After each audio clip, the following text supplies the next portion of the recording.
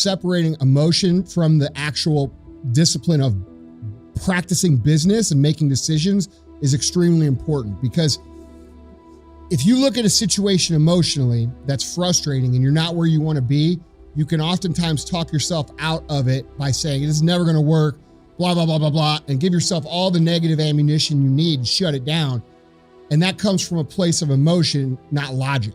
And so when you're frustrated and you're in business and things aren't working out and they're not going the way that you want them to go, and you legitimately can't see it working when you are not emotional, that's when it's time to change course.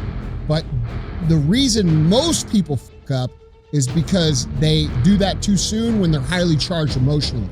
So they get emotional, they get excited, frustrated, scared, whatever it is, panicked, and then they change, right? Yeah. And then every time they do that, they change it. And what happens is they never give themselves the time to allow the plan to actually materialize, and that costs them the plan. So basically, they end up going from thing to thing to thing over and over and over, and nothing works, and then they get bitter. They're like, it doesn't work. Look, dude, there's only two reasons that you aren't getting where you want to be. One, you're working the wrong plan, or two, you haven't been working the right plan long enough. Right. All right, so you have to know when to make that decision, because it's a very crucial one. Guys, reality is what matters. Not what might be, not what could be, not what should be, what is. Okay? And we have to make decisions based upon what is, not what we wish it was. When I was growing up, we were taught, you could be anything you want. You want to be an astronaut, you could do it. You want to be a chef, you could do that. You want to be a firefighter, you could do that. And as I got older, and as I grew up and learned a little bit more, I learned that the real world, when you get to a certain age, doesn't reward those kind of statements. Now we have this ideology in America where the teachers are telling the kids, especially the minority kids, that they cannot do anything in this country. You cannot achieve anything. You're not going to be successful. Doesn't matter how hard you try. It doesn't matter what you do.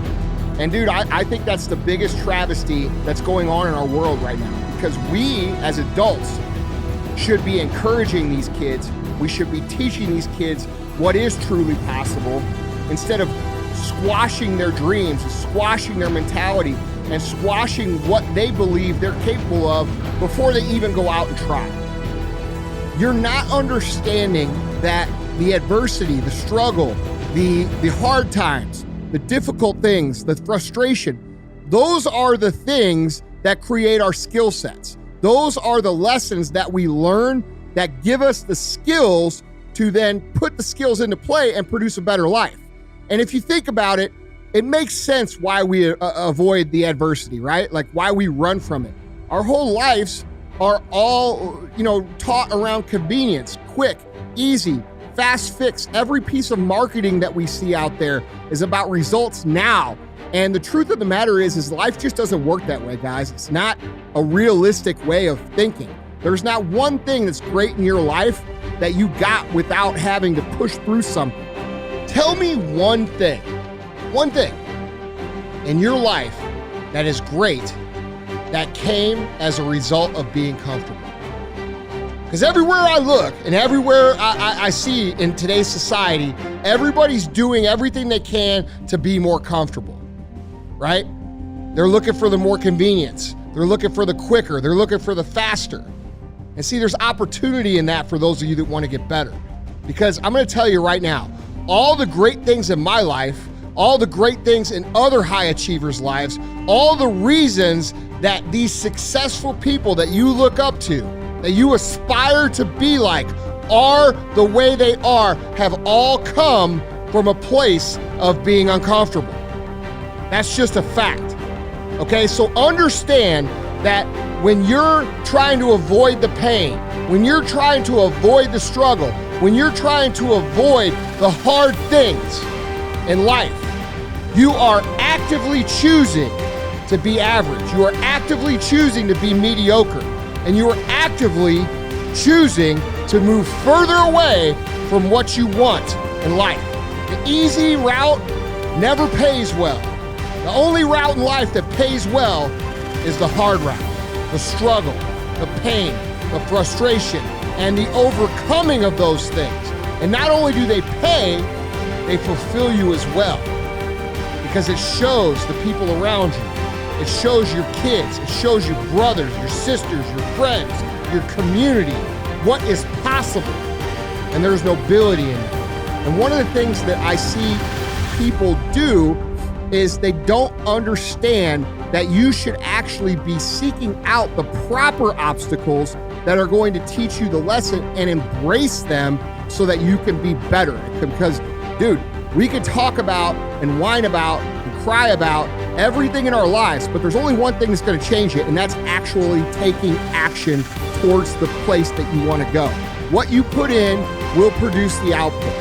Okay, so when you see a situation that's difficult and you see a situation that, you know, other people don't want to do, you should maybe be the person who steps up to that and says, dude, I'm willing to do that because I learned this.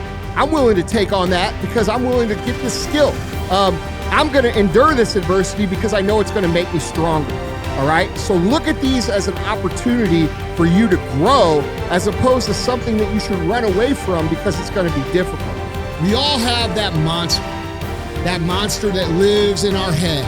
And that monster is the thing, whatever the thing may be, whether it's working out, or whether it's following a diet, or whether it's calling on that account that you're nervous to call on because you're scared of them a little bit, or whether it's asking that person out. Whatever it is, we all have a monster, okay? Sometimes it's the insecurity we feel about our bodies. Sometimes it's the inadequacies that we feel just because of the pressures of the society we live in.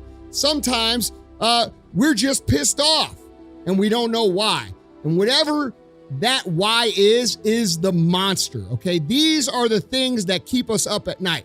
These are the things that discourage us and cause us anxiety and cause us fear. You ever been walking around and, you know, you really don't know why you feel off, but then all of a sudden, you know, you do that thing that you've been kind of putting off, and then you feel better, okay? That's what slaying the monster is about. You will live a life of anxiety, of fear, of confusion, of frustration if you don't make a habit of slaying the monster. You have to understand, this is normal for people to do. We all have days where we don't feel like doing what we need to do. We all have days we struggle.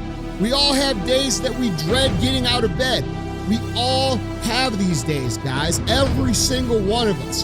But the reason that we have these days usually comes down to we are not doing something that needs to be done, all right? That's the monster. So think about what that is in your life right now. Think about what it is that you're not doing that you could do right now that will actually relieve the stress, the frustration, the anxiety that you're walking around with. Maybe it's having a conversation that needs to be had. Maybe it's talking to your coworkers. Maybe it's talking to your boss. Maybe it's talking to your significant other. Who knows? But something is causing you to feel this way. And unless you understand that you have to slay that, meaning take care of it, get done with it, you are going to continue to live in anxiety, frustration, fear, and you know, the way you feel right now. And you don't want to feel that way. You guys allow a lot of the people that you connect with and you allow in your life to pull you down because you feel obligated to hearing their opinion or listening to them because of the context of the relationship. Maybe it's your brother, maybe it's your friend from high school, maybe it's your girlfriend, maybe it's your boyfriend, maybe it's your mom, maybe it's your dad, right? And we all love these people, and these people mean well most of the time.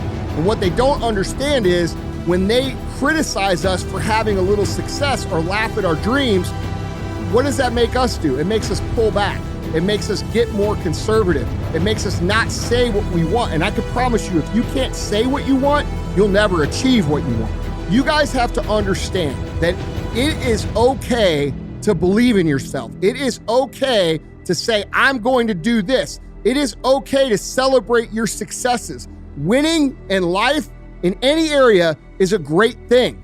And when people start to see you win and they start trying to pull you back, that's a good indication of people that you should probably work to separate from, because those are the people who are going to draw energy off of you that could otherwise be spent moving you forward.